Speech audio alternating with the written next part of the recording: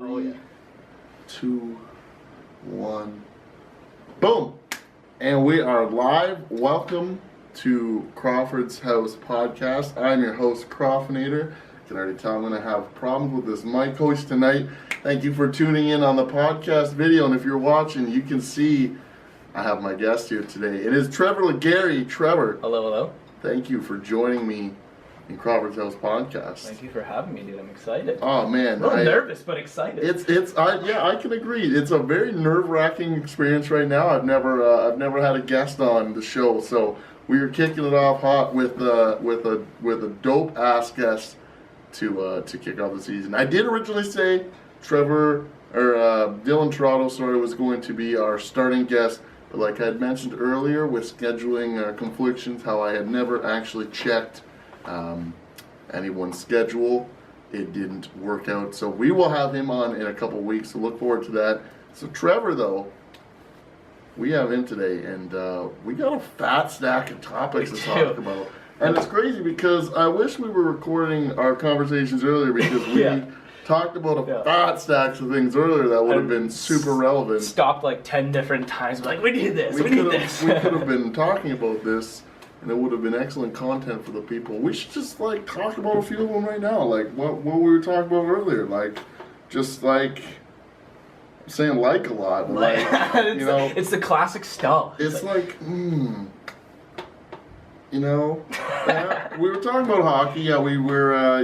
We did kind of discuss how the Leafs are doing pretty well this year. We're gonna take so much heat for this, but go Leafs, go. You know what? I got no shame in my game. I don't think any Canadian should have shame in their game if they're supporting, Leafs. Like there's. I feel like growing up a Leafs fan is like giving me the most tough skin I can get. Like. It's exactly one of the most beat up organizations. Yeah, you can't tell me anything I haven't heard already. It's like, good, last time you won a cup. You're right. You're absolutely right. That's all you got, though. That's all you got, though. We're coming for it, though, very soon with the team that Babcock is building and Mr. Dubas. I don't know. Kyle Dubas. Kyle Dubas. That guy, it impresses me because how young he is. He's like 16 years old. He looks like he's 60. Like he is fresh out of OHL league. He's like, I just did really well, and teachers just pushed me ahead. He knows his stuff. He does, and that's really, honestly, I really do. I look forward to the season that's ahead. But it could be worse. Could be an Oilers fan, like we were discussing as well. Absolutely, I feel greatly for Oilers fans, but I hate the organization.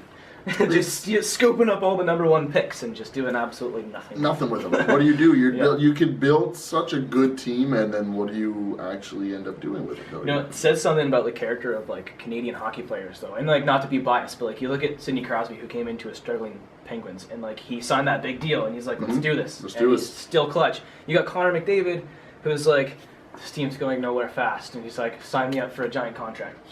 That kid could have got signed literally wherever he wanted. I'll say, if I try and imagine a team that is him with Marner and Tavares, it would There's be. There's not enough money for that. I know, right? Like that's.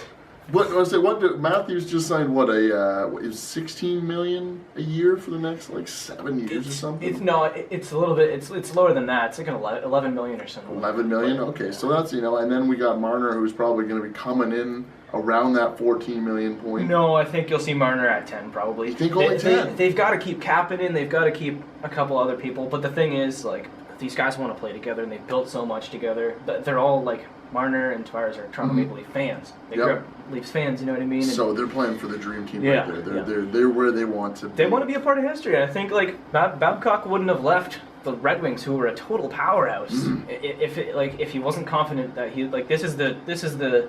I mean, he's one of the most winning, not one of the most winningest, but the hardware he has, he's got Olympic gold, you name it, and he wants to get that. He wants to be the guy that breaks the Leafs curse. He wants it, man. I think he can do it too. I think so. I think so. With him, especially like we said with Kyle, I think they could be hypothetically the dream team. I've never been one of those guys that the Leafs have a good year and I'm like, this could be the year, because I'm practical, and I respect hockey teams. Like a lot of my friends I talk hockey with, they're like, I'm one of the only Leafs fans they like talking to, because I'm not one of those people that are like, oh yeah, you know what I mean? I'm realistic about it. Yeah, look, guys, we could sit back and cross our fingers, but we could sit down and put our elbows on our knees and talk real shit you know, this is what's happening, and this is what's what. It's our future. My bold prediction, and the thing I'll leave this hockey topic with is, in the next couple of years, you'll see the Leafs at least in the Stanley Cup Finals. Finals, like the final, like rounds. The last two teams. Last two the teams. Finals. Yeah, you'll see it. I think so. I think we could have a riot in Toronto like they did the Vancouver riot back in. I think it might be worse. Oh my gosh! I think it might be worse because it's gonna spread out multiple cities. True, it's not even just Toronto. Vancouver, like almost all the Canadian. All my friends are Canadian. Almost all of them that follow hockey hate Vancouver. We don't like Vancouver. They're not a very liked hockey team. The Sedin brothers? Yeah, the Sedin twins. Yeah, 2 Girls, No Cup. 2 Girls, No Cup. I'd watch that movie. I've been watching those series. Everywhere you go, the top teams are Toronto, Montreal, and Detroit. Those are the most liked teams. So I mean, you're gonna see some whether they win or lose, you're gonna see some pretty wild stuff go down. Like, but I also like to, I like to reflect then on the OHL times there, where Martyr, came up from the Knights, and the Knights seems to. They're a factory of hockey players, and that comes down to the Hunters. Like, look at the Hunter brothers. Look at how many players have come out of the Knights. Like, it's not the Hunter brothers. Sorry, is it the brothers? Or they're brothers. They are brothers. I thought so. There's like 5 of them. 5. Yeah. See, that's dream team. That's it's a great family organization right there. Yeah. It's like to be able to just share that with. I don't own a hockey team with my sister. I don't wish I did, but it's like one of those things that just didn't happen. Yeah. One of the other big things that we kind of got kicking around when we were talking about things is photography, because I know that you are a huge photographer. I did photography lessons for like I would say about 6 months from a wonderful lady in Sarnia, and she just I was a beginner and I just took some cool ass pictures of some bridges. Yeah. Places that wouldn't go the States anymore because it was on the verge of President Trump's election. So now I don't go there because it's a bad place. And it was all very basic things, but I looking at the pictures you take and the editing that you were able to do, it's a goddamn masterpiece. I appreciate that. Like so like how did that all end up happening? I was just driving around with a couple friends, and we stopped at this house that looked abandoned. And this was like also like the beginning of me doing abandoned places.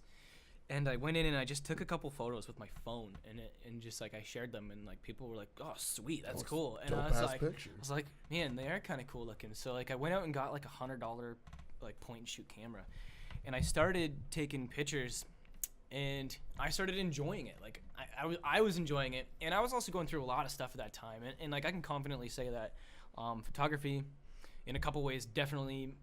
I don't know if I should say saved my life, because I don't want to say it. I'd be dead in the ground, but I think I'd probably be dead as a person.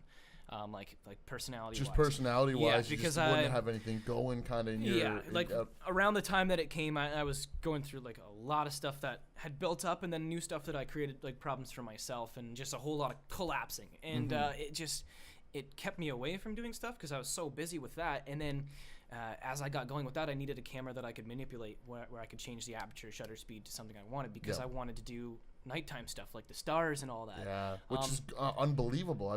I still can't figure out how that's done. It's like, honestly, for every one sweet photo of the stars I've taken, there's like 200 that are garbage, and there's like 20 nights I've gone out where I'm like, I didn't get anything. Just didn't happen. The clouds just don't work sometimes in their favor, and that and just like getting frustrated too, and like I know my way around a camera, but I don't know if I'd be able to like give lessons to people. It's just something that like I get it.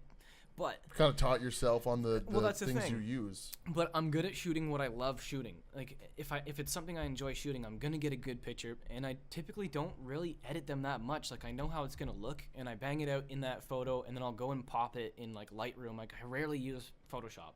So for example, like I don't really like shooting people. I don't like doing weddings and the whole business aspect of it. That's not the kind of photos you like to take. And that's the thing too, is like I came to London for the photography program at Fanshawe, and I ended up dropping out because I just didn't like it. I didn't like the direction it was heading. I didn't like what they were gearing people up for. I say, were they trying to teach people like a generic type of photo taking? Yeah, so it was that, and I took over a year break from photography. I just this past month got back into it, and the reason I stopped was there was an influx of. I'm not being sexist here. This was just like the example I saw. It was like photography by Michaela XO.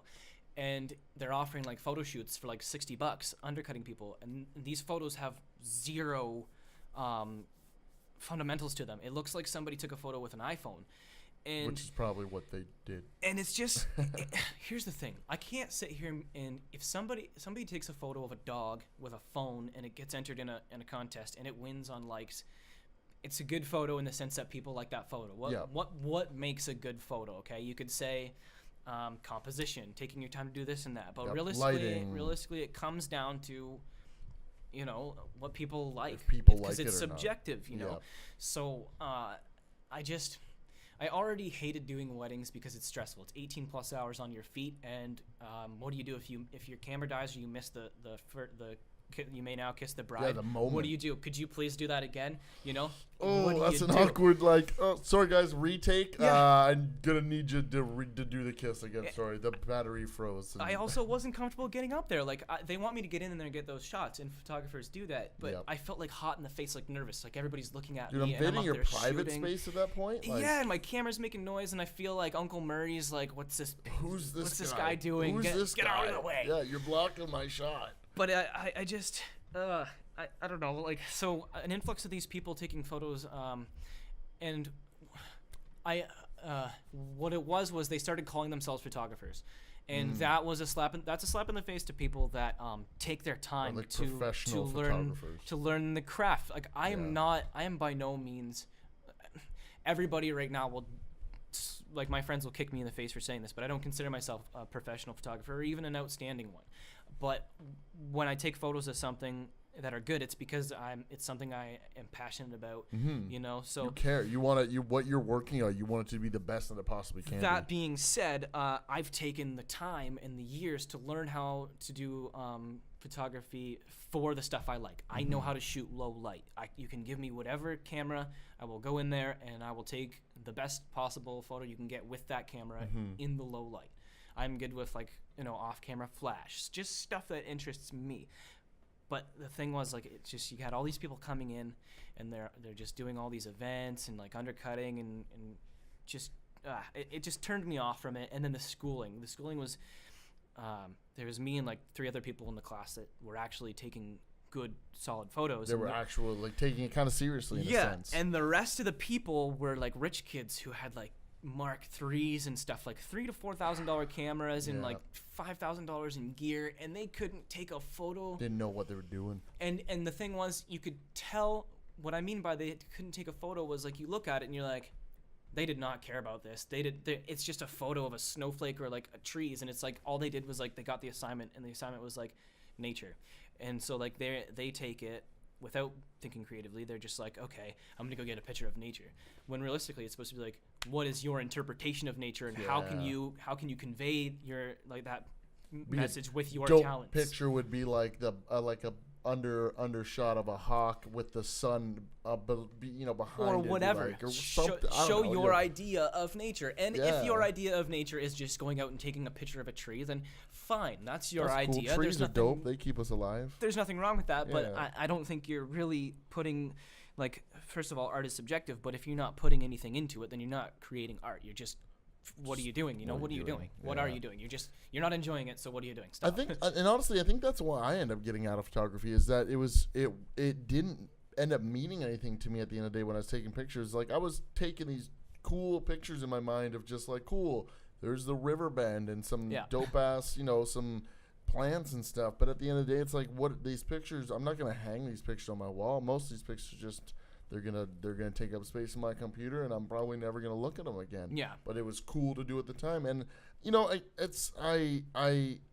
when you take pictures, it's not like that. It's not like you said. You just you recently released a book. Yeah. You kind of just snuck that in there, kind of at the beginning there, where and that's full of all personal edits that you've done. Yeah. So that's that was just kind of testing the waters, because I hadn't done photography in a while, and I was like, I'm gonna start fresh. I have more skills than I did when I started, and a lot of the photos that are in the book are photos that people enjoyed, and I was like, well, those were the personal favorites from the fans. So I was like, let's see, let me put my foot in the water here and see if anybody gives a shite. Does anybody care? Not that matters, but if I'm gonna put the the time that I and the want to effort. into it, then I'm gonna make something of it. I'm still gonna do it for me, but what I would like to do is like have limited sets and stuff out. So I was like, let's to save myself embarrassment, I was like, I'll only make 30, and within like 4 hours. That's a huge number though, because when some bands, they'll like when they release things, they sometimes they only make 10. Yeah. And that's crazy that you would question being able to only sell 10, because the presence of people that like your things are so there. You could have released 100. I almost guarantee you would have sold out as well. They were gone so fast. So I'm like, okay, I think my idea is gonna work out fine here. Absolutely. So there's gonna be 4 books per year. They'll be up to 50 instead of 30. Are they gonna be seasonal, or are they just gonna be different kind of edits you've done? Not necessarily seasonal, but they're gonna be themed. So the first one coming out is gonna be all 35mm black and white shot with like analog cameras. So they're gonna be developed myself. My good friend Ethan, he's the one that all the black and white photos that are in the book that just came out, they're developed by him. Now he's going to be teaching me how to develop, and I'm going to be pushing them out in the book myself. So the new book's coming out will also be more photos, so it'll be about 40 or 50 pages. Oh, and wow. It's all going to be black and white stuff that I've shot, I've edited, and a lot really goes into shooting film. I mean, you get one crack at it, and you have to know your exposure like that. You have to know, like, that's one thing I like to challenge the people that call themselves photographers but just started and are charging people money already. Take one of my cameras. I'll buy you 2 rolls of film and go out and shoot, and I will take you out on a sunny day and a cloudy day, and don't ask me any questions. And if you get it wrong, absolutely nothing wrong with that. Yeah, be humble and be like, okay, maybe I'm not a professional photographer. Maybe I need to actually learn some basics. Yeah, here, how can I learn from this experience to make these pictures actually end up working? Call yourself a photographer all you want, that's fine, but you're not a professional at anything unless you dedicate yourself to make it your profession, and you put your time and passion into doing it. Isn't there a saying, it's like you're not truly professional to just like 10,000 hours of work into it or something? It's like you can't take 10 photos on Instagram and have 5,000 people that follow you and be like, I'm like The Rock famous, basically. I don't want to be mistaken for like being crabby and saying like you're not this, you're not that, but just like if you enjoy what you're doing, that's beautiful. And I do know some of these people that are calling themselves this and that, like they do enjoy it. And the thing is, the one person that really made me like upset about this stuff, like they've been doing it for about 2 or 3 years now, and the quality is still the same. So it's like you're calling why haven't you taken the steps to the advance talent your isn't evolving, skills? the art isn't changing at all. There's, for example, like a big thing in portrait photography, which is what this person does, is depth of field. You want that blurry background, that bokeh. You want that background, right? Yep. And what that comes down to is your aperture, right? So how have you upgraded your camera and your lenses and have been shooting hundreds of shoots, and you're still doing the same thing? You're still doing the same thing. It's like it's working. Why not? Why change what's working? At the end of the day, it's none of my business, and I realized I was being ridiculous by bowing out on the account of other people making me miserable. And I'm back with a vengeance, and it's sweet, and it feels great. Kicking ass, and you're the 2019. I've been saying a lot to people, man. It's just from the it's almost the end of February here, but for the past 2 months, man, things have just been working out this way. They're very good. Like it's just 2019 feels like it's gonna be a good freaking year, man. So many people are hauling it. One of my biggest role models is my cousin Foster Zoldi. And you are shout out to Foster. You are related. I forgot about that. The reason I say that is he's the only person I personally know. Now, okay, I know I have some good friends in some great bands. That one of them has a record release this March called The Office. Go see Isolation Party. Right on. They're amazing. They got a record deal. They got a record coming out vinyl. Foster, though, he's in wrestling. Yeah. You talk about wrestling immediately, like when TSN shares wrestling, like fake, dumb, stupid. This kid, I watched this kid when he lived with me sacrifice every dollar he had so that he could afford to go to this wrestling school. And he puts, I've never seen anybody put as much of anything into anything as he does into what he's passionate about. Absolutely. He's the ultimate, like, for me, he's the ultimate, like, follow your dreams thing. Absolutely. Like example. He's a perfect example. And so I started going to his events, and you hear in the crowd, people are like, man, he's the reason that was a good match. And like, man, this kid's getting better. He's getting better. And every match he's come out and just like makes us stand up out of our seats. Like I hadn't watched wrestling since it was still called the WWF. And Stone Cold had a brace on his neck. Like, you know, but I gotta say, like, yeah, that's the kid I look to like when I get discouraged. I'm just like, man, I'm being a little B-word right now. Just like, being a little bitch, man, a little bitch. I love this, so I need to love it. Yep. No, absolutely, man. No, I remember actually hanging out with Foster a couple weeks ago, and I remember talking to him about it. It's like, dude, like, you are one of the few people that I know that like have a dream, and you've stuck with it the entire way, and it's such a truly, as you say, like just a triumphant look up to kind of person in that characteristic where he outdoes himself every time where he comes out and performs. He's actually, if not mistaken, he has a show coming up. Yes, and he's doing a match, a one-on-one match. It's not a tag team match. It's not a tag anymore. It's a single. Yeah, and he's probably gonna kick freaking ass. He's very excited about it. Yeah. So I think it's gonna be sweet. I think this kid. He takes the hardest bumps. He's always down to take the biggest slams. He does take big bumps, so if he's excited, I'm excited. Absolutely. I can't. I hope he's listening. I hope he's maybe watching. You know, he'll watch it. He supports everything I do. I support everything he does. So he'll for sure be watching this. He supports everything his friend does. Like he knows everything about all the local bands. You know what I mean? Like absolutely. We're lucky to be. He's such a good tight guy to have in your friend group. People talk bad about Chatham. And there are a lot of good reasons too, but the people that come out of Chatham, we really support each other in a lot of ways. Like, and I mean, there are a lot of cliques that are like, oh, this band, blah, blah, but we do rally behind each other a lot. We do support one another. Yeah. Well, and that's really, honestly, I like to think one of the true characteristics of friendship. You know, it's like those are the really truly your friends at the end of the day, the people that kind of support each other and that are there for each other. You know, I've recently kind of reached out to a few people that I know. And you know, made myself kind of be like, it's like the whole if people are ever feeling suicidal, you're always like, I want to know I'm here to talk to you. Absolutely. And it's like it wasn't a suicidal situation, but it was something where it's like, I want you to know that I'm here to talk to you. And they reached out and they did, and I'm talking to them, and at the end of it, they're like, I feel better about the situation. I'm like, that's what I'm here to do, man. Like I'm one of your friends, man. If you ever anytime, man, it could be freaking 4:00 in the morning, man. Just give me a ring, and if I'm able to answer the phone, man, I'm gonna be here to help you. That's just true characteristic of I like to think of a good friend. But that also leads me into how your interests have ended up leading you into cooking as well, because if I'm not mistaken, we have Chef Legary in the house as well. Yeah, that took off. I've just always been good at like creating things, and so. To explain how I got into it, I can't sit still. I've done so many things and I have so many half talents. Like I'm a half decent drummer, I'm a half decent this and that. So I just I get rolling with something real hard and then I'm bored. And then I gotta do something else. And then I come back to it. But anyway, food has always been a passion of mine. I love it. I love it a lot. I'm just good with flavors.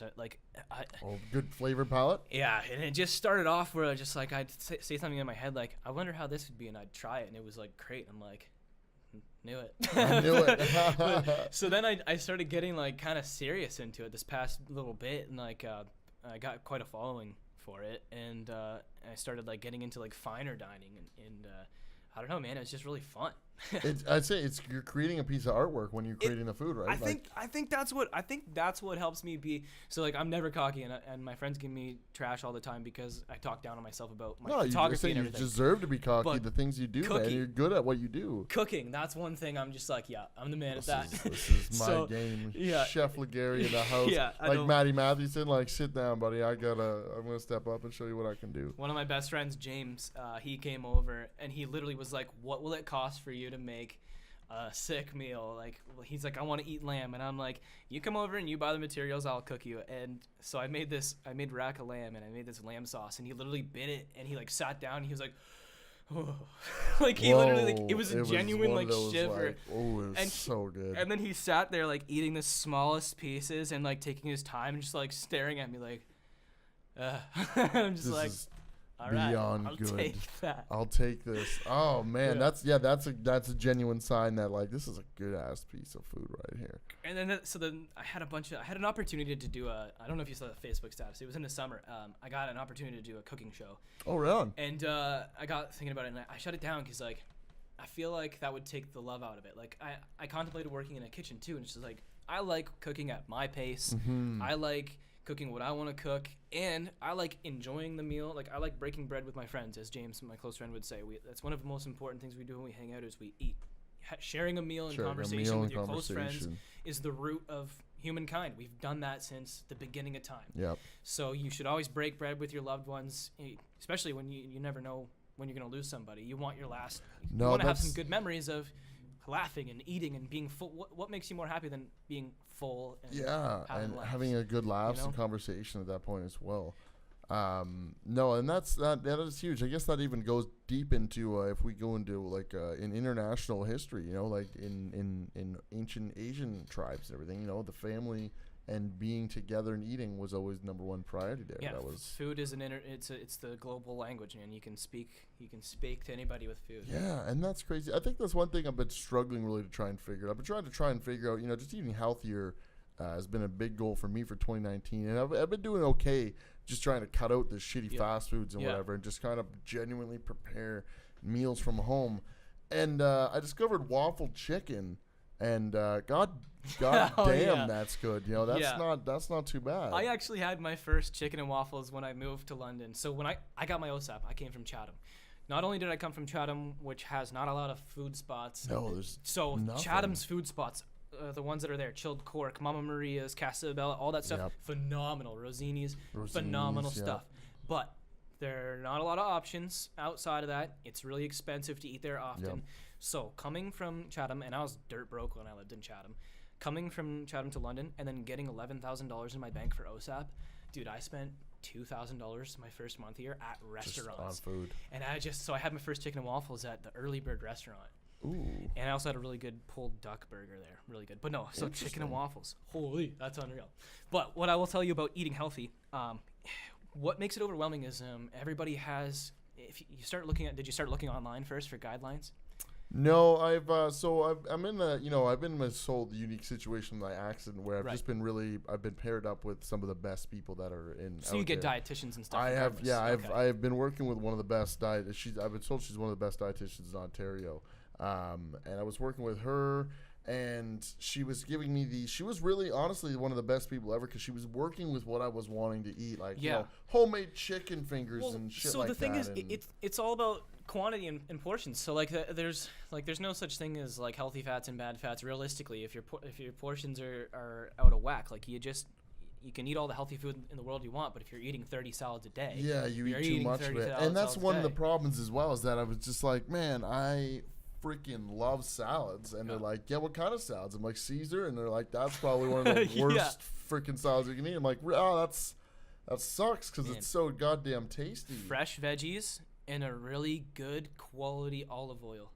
See, that's the olive oil. So I should look into maybe getting some olive oil. Get down to the basics. And a really good treat for myself too is you get a little container and you put olive oil in it, and then a good quality balsamic vinegar. And you dip fresh bread in that. Really? It's not necessarily healthy, but it's I don't know, it's delicious. What would the tastes be on that? A really good olive oil is just so, it's bright, but I don't know how to explain it. It's just so high quality. It's just so good. I don't know. I'll eat a teaspoon of olive oil. It's so good. Really? Yeah, it's good. That's saying. See, these are the things that I just don't know that I'd be able to confidently try that. It's the base of some of the best. The best cooking is French cook. The French do it the best. Mm-hmm. And olive oil is at the base of almost everything French cooked, and in Italy too. Olive oil is. It's the thing. That's the thing that makes it work. It's yeah. Okay, I get it. I don't know. I guess it's one of those things where I'll probably know it better in the future as I work towards it. Try it with a salad though, but you gotta. So olive oil is expensive, but you gotta get a good light olive oil and just drizzle your salad with it. Toss it up, throw some feta in there, a little bit of salt and pepper. See, and there you go, feta. I would never buy feta cheese. I would usually use Parmesan. Parmesan's really? Parmesan's my cheese. Parmesan would be okay with it. Do you just not like feta? I don't think I've ever had it. I think I maybe had it on pizza once. We're going to start a new segment on this show called Crawford Tries, and Trevor's going to come over and just cook some something shit new. for me, and I'll be blindfolded and try it. I'll just Yes. cover the one eye, and I'll Yes. try and guess it out of the blind eye what it is. And Absolutely. hilarious kind of parody there. I hope we didn't lose our camera here because it looks like it's just black. Does that happen normally? Is that normal? I don't know. I don't think I've ever recorded a video this long. I'll have a look. I'm closer. He's just gonna pop over and check the video. Not even sure. The screen is facing us. Just feel like, yeah. It's if you're listening. It might be dead. We might have to add in some video. No way. It might be dead.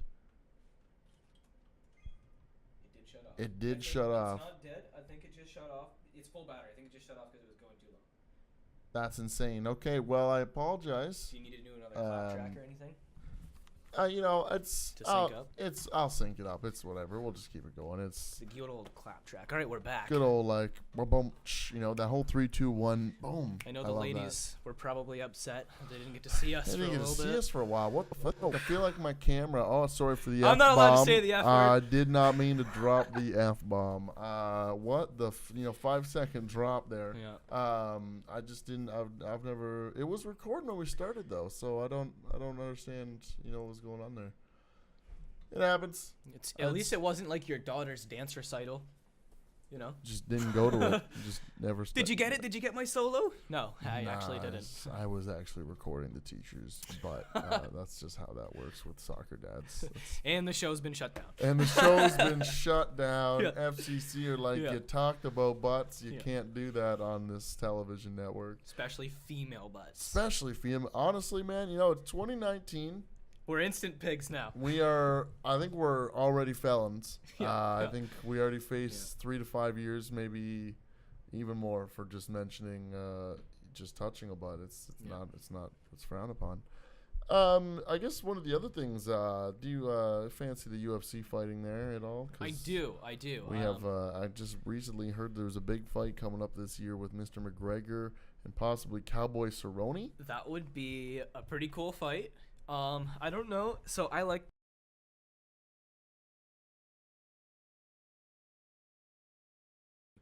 Yeah, I'm not really sure. It's just cute. Sorry about that, everyone. Sorry, we kind of lost power to everything. Everything shut down. Everything got whack. It was like Haiti 2012 up in this bitch. Apologies about that. But yeah, what do we really do? We have much left to talk about? Not much, honestly, man. Going off, kind of our list here. I think one of the last things I had here was friends moving away.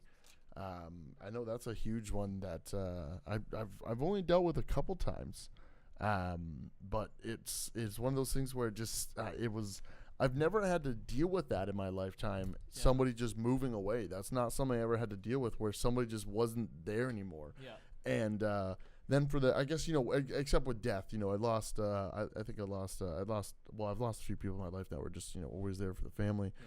But when they're actually just gone, like they're different province, like it just seems crazy because now I can't see them, or I get to Skype them, and that's not even crazy. I actually turned your mic down here because I was getting some piss sounds in there. So I got it. We're good. But it seems crazy when I don't know. It's not something that I think we're really ever taught to deal with, in a sense. There's not something you can teach someone, is that people go away sometimes, except it's with death.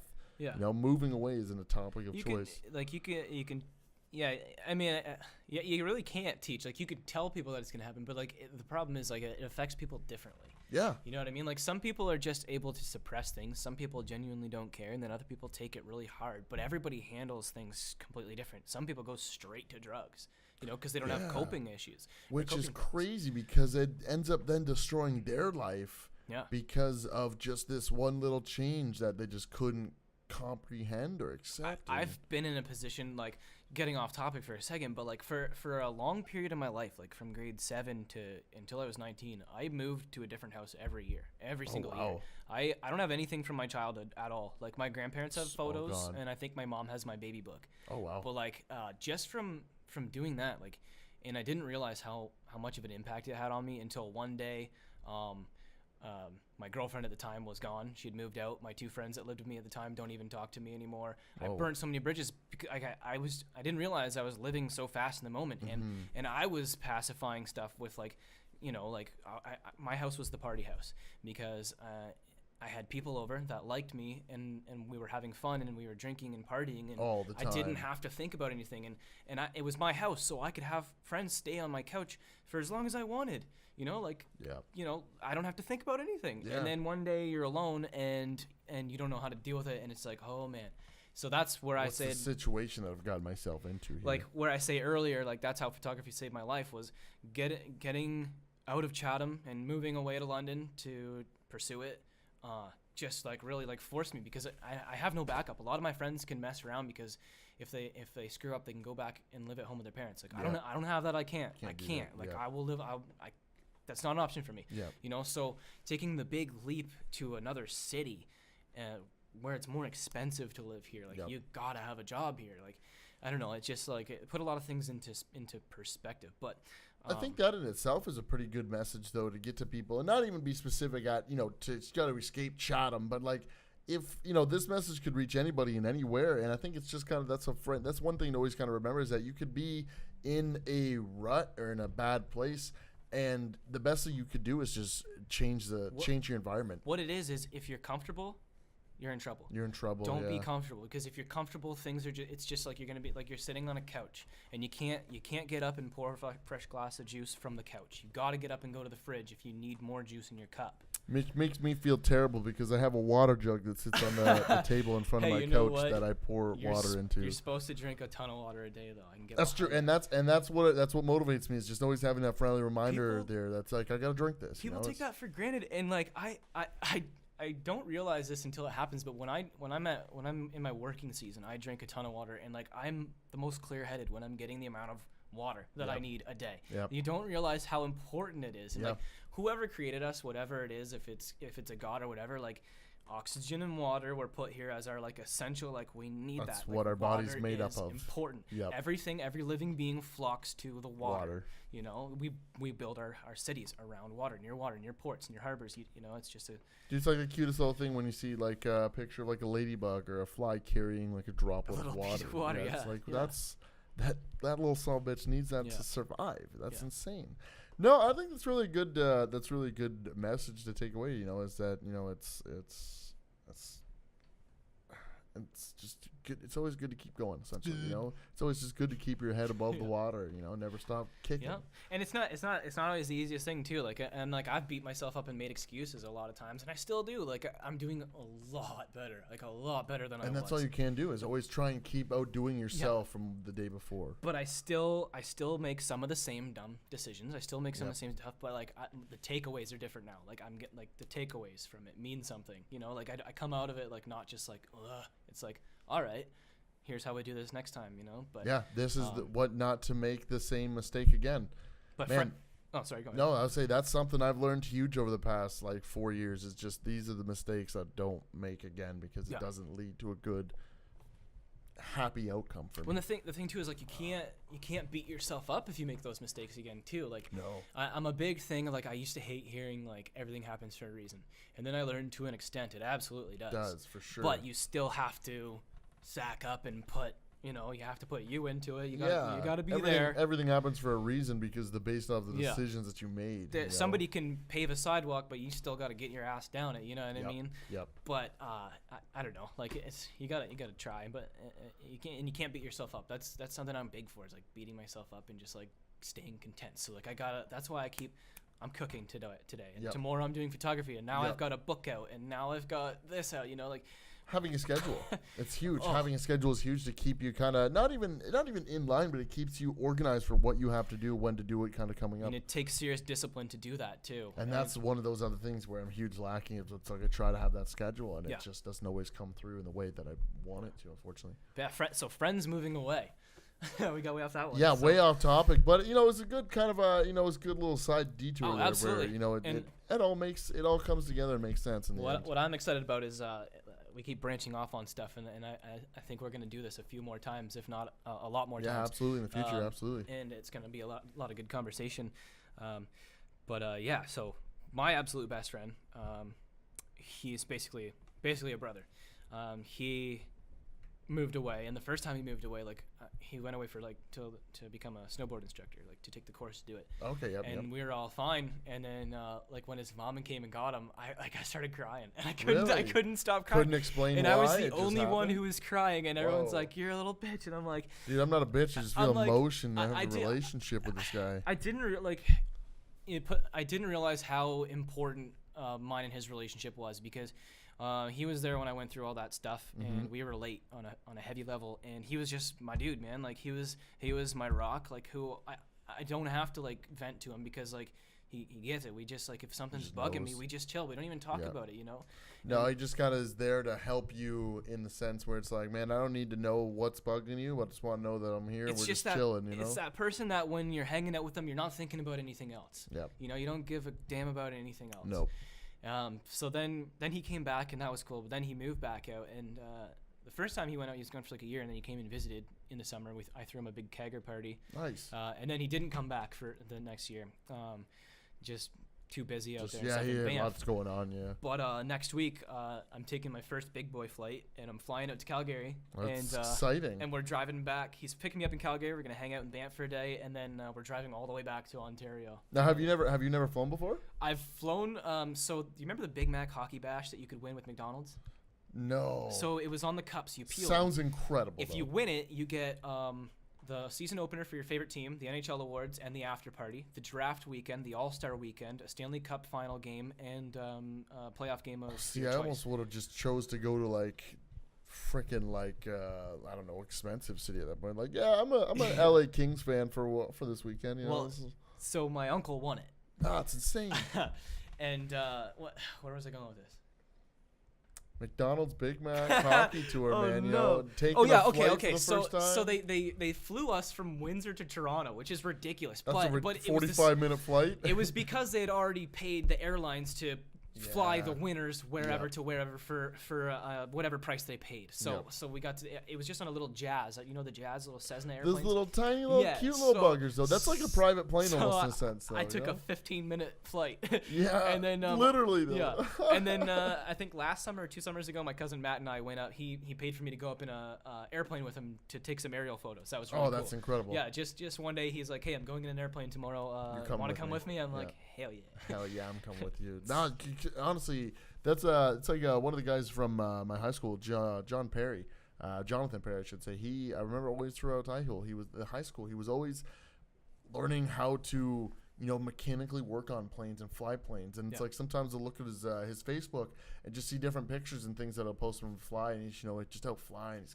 I think he's got his own personal plane. It's just like, dude, Man, you these gotta are be. I feel like you gotta be so crazy. smart to do that. Well, JP was super. He was super intelligent guy. I- He was up there for sure with the intelligence. I looked into like some of the stuff that you have to learn like right out the gate, like that you have to memorize, and I'm just like, I feel like it's Memorizing. I feel like once you learn it, all the controls are super easy. But like to look at the To look inside of at an it. airplane, you're just like, yeah, we're going down. Dude, that's the way I look at it with my chiropractor. Yeah. Like I went in there a couple weeks ago and he had a couple posters up on the wall, and there's got to be over 200 different little. And one wrong move, and you've paralyzed. You the guy, paralyze somebody. You know? It's just like that's a lot of responsibility. Absolutely. There. Whoa, my gosh. Absolutely, that's literally a lot of responsibility. Yeah, and it's crazy because the people that go in there, like myself, had a lot of bad things happen to them in a sense where one wrong move could make their life so much Yeah. worse than it already is, and that's not the kind of responsibility I could ever.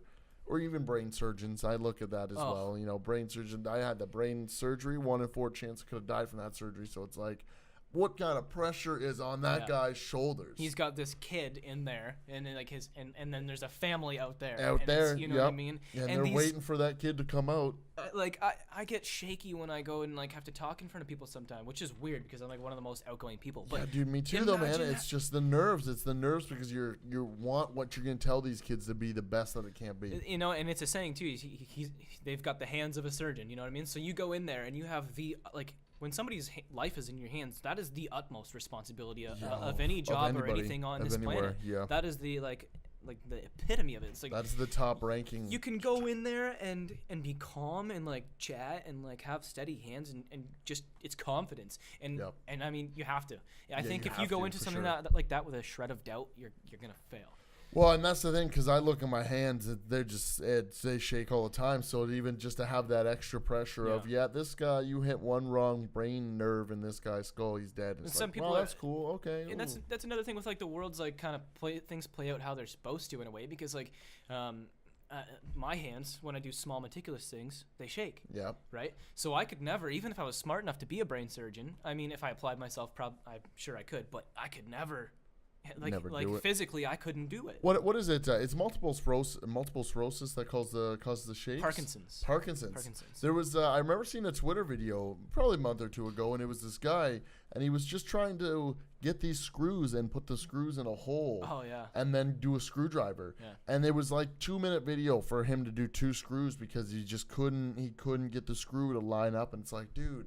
You feel so bad for that person because when it does get to that level of shaking, it's like what is it, Michael J. Fox. Michael J. Fox, yeah. It's like that level of shaking. It's just and sometimes once it gets to your head and stuff, and then you just can't do anything. My friend's grandmother, I think she's since passed since I've seen her, but she used to have to like scale the walls to get places. Really? She'd have to scale along. That's tragic. And then her jaw started like dislocating like every couple minutes because her body's like involuntarily. Oh my god! But the cool thing with the advancement of medicinal cannabis technology is some people with Parkinson's, it doesn't work for everybody, but like I think it's over like 5 in 10 people, they get it in them, and then just calms the nerves. Yeah, seizures. Dude, man, it's crazy because that's one of those big things that I've been pushing for. It's been probably since 2011, 12 there, where it's like, man, cannabis is definitely not what everyone's making it out to be. It's finally being looked at as like a healing property. Yeah, and it's because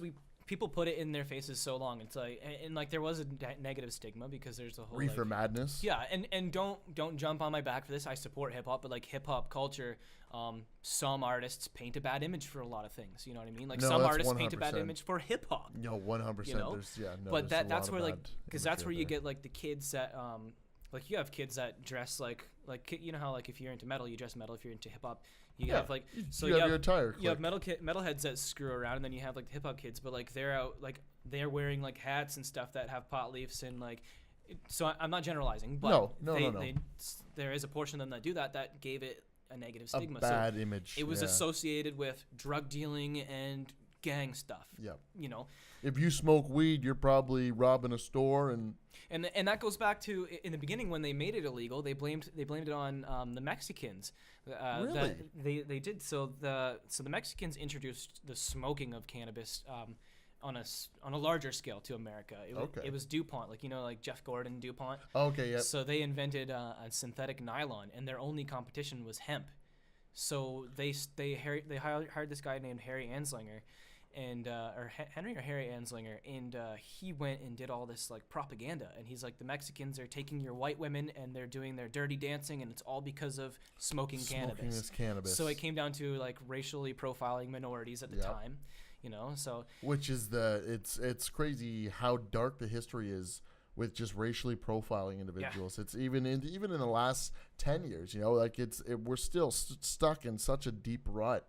It's incredibly disgusting. What the big problem is now, and we'll just brush on this because I think this is a good one to start off next time we talk. Good talk next time. Is what's making it worse is the people that are getting mad on behalf of other people. Oh. I'm upset for you, even though you're not upset. But I don't like what's happening to you, so I'm gonna make a big deal of it. And then you've now you're making that group of people look like they're doing it and saying it, and they're absolutely not. And like the biggest communities it's affecting are like the transgender and like the LGBTQ. That one, like that. And then like Black Lives Matter and stuff, that was a mess for a while. I say Killer Mike just did a huge docuseries on Netflix. That TV show was amazing. Dude, there's no way there's not gonna get another season of that. Yeah. There's gonna be so much more. But again, that'd be a huge topic for next time. We've got another into. Really good show lined up. Yeah, that would be that'd be incredible to get into. What are we? We're sitting at just for a little over 49 minutes here. So we'll probably wrap it up around that hour point. It's probably not a bad idea there.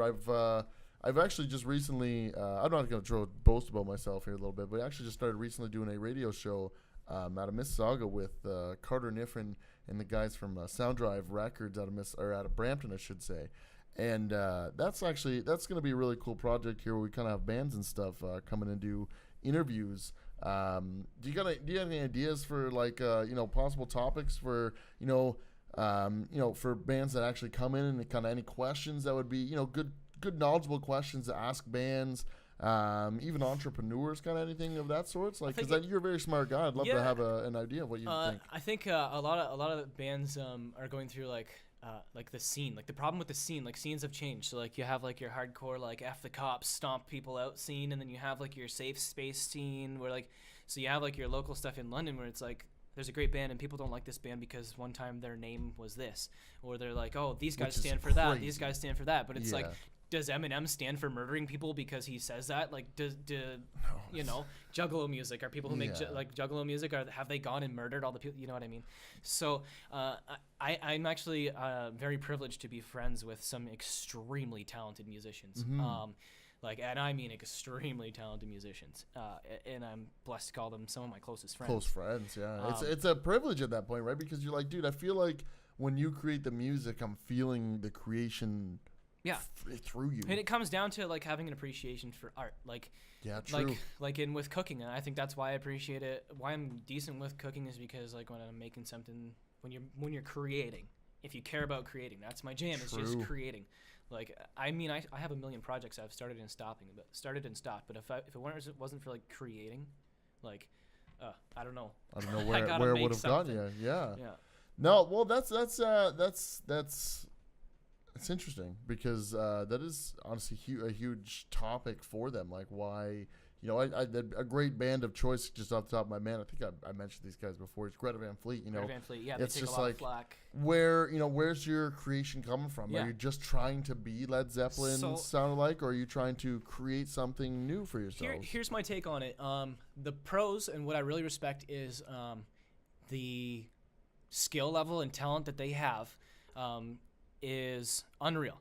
They are really good. They're really good. Fantastic. Do they sound because they're so young too, right? Yes. They're under 15, 16, 17, like they're young. Yeah. So do they sound like Led Zeppelin? Absolutely. Are they trying to sound like Led Zeppelin? Absolutely. Don't tell me otherwise. I don't care what they say. They are trying to. Well, I have heard, I'm not going to mention what radio station I heard it on, but I heard their morning show talking about how their manager tells them to dress like the way they do, to sound like the way they do. See, their manager has a lot to do with who they are as a public image. I've heard that they used to be they used to cover Led Zeppelin. But I mean, so the lead singer's voice, he's conditioned. That doesn't just start. That guy's conditioned his voice to sound like Robert Plant. Yeah. And that is no easy feat. No. So probably one of the greatest like top 5 vocalists. Yeah. I mean, Rob Halford. Freddie Mercury, yeah, those guys just unreal, unbelievable. But I don't hate them. I don't really like it. I don't like the music because it's unfortunately it sounds like a cut and paste copy rip off of Led Zeppelin. That's unfortunate, but I am not. You can't deny that there is talent behind it. Yeah, they're gonna say it still takes a ridiculous amount of talent to sound anywhere close to what Led Zeppelin did, and then they're literally nailing it on the head, and they're catching so much flack for doing it. I respect Justin Bieber. I respect anybody that puts time into their craft. That's actually another discussion we had when we did our first radio show. If we end up ever releasing it, for anybody who ever tunes into the radio show, it's our first episode. We don't know when we're actually going to release it, but we actually end up getting into that where we talk about how he was kind of attacked with popularity at 14. And the thing too, like, am I a fan of his music? No, because it's not my style. It's not my style.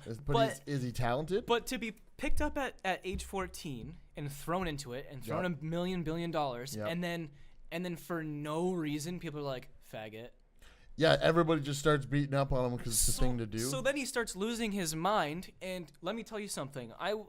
For different reasons, people didn't make fun of me, but I had my own demons. If I was his age, and I think we're either the same age or 1 year apart, and I had $200 million, everybody on Earth would hate me because I would be the biggest. Be a douche. If I was still alive, I would be having like guerrilla fights and crashing cars left, right, and center. Well, in a sense, he did do that. He owned a monkey that he had got taken away from him. He did, if I'm not mistaken, he did crash expensive cars. He did piss in buckets. That was a big story. And did you hear, like, I don't know, like, the complete, if there's total, like, what's the word I'm looking for? Validity to it. But Yeah. he was exposed to the underage sexual aspect of Hollywood, and that's what made him dip. And he said something about it, and then people just called him crazy. So he dropped everything and started and that's going to one of church those and big. stuff. I say he's a huge church guy now, which is awesome. Yeah. And that's honestly that's what I kind of see in the future for that bad Barbie girl or whatever, that stupid girl. I don't know. Dr. Phil, she's 16. Not to be rude, but Justin Bieber had brain cells before. No, you know what I mean? No, she's awful. She's talentless. Not even just talent. Just she's soulless. Like I don't want. Okay, that's pretty. That's pretty rude. bad. But she's a pretty terrible person. Yeah, she's never. I mean, I know people who know Justin because we played like OFSA and like you know what I mean, like sports in the same. Yeah, he's not far he's from. not far from here at all. We were in the same school board. I was in the Catholic school board, right?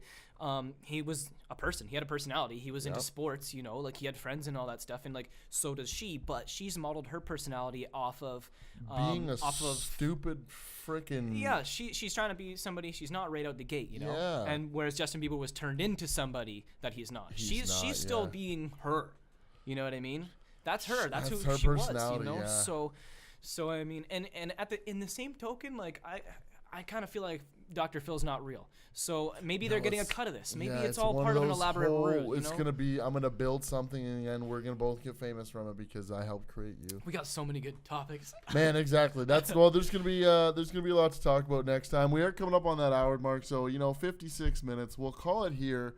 It's been excellent having you on, Mr. Legary. I think we lost our video again anyway. Oh thank man, you for Legary having just me. keeps cutting out. I hope to God the video's still there, but for next time, next week the guest actually I think I'll have Tommy on next week, and we'll be talking about his bands and things going on there, and then we'll be talking to actually Mr. Toronto the week after that. So thank you for tuning in to Crawford's Oats Podcast. It is your host, Crawfinator, here. Of course, with my guest, Mr. Legary. Thank you for having me. Absolutely. Thank you for being here. It's not going to be the last time. I look forward to it big time. Unbelievably good conversation here. So thank you for tuning in. Until next time, have a good life. Bye-bye.